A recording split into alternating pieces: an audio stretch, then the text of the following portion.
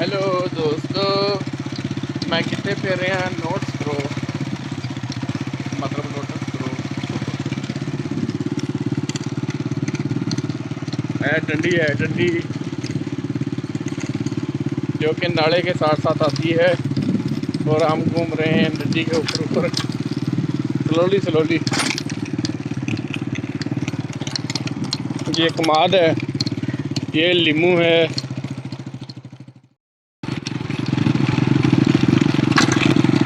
यहाँ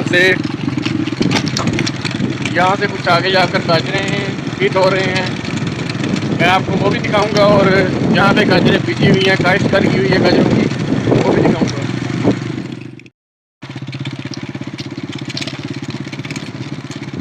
ये दोस्तों सुपीरियर कॉलेज की बिल्डिंग है, वो भैया जा रहा है।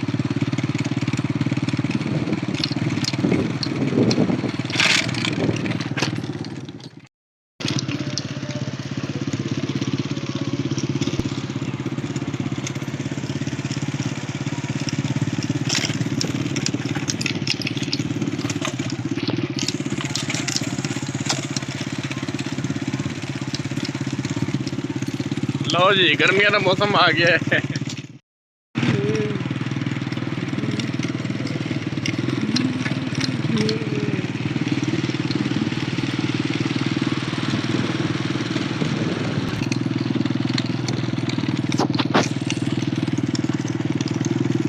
वो गाजरें धो रहे थे, यहाँ पे ट्रक धो रहे हैं।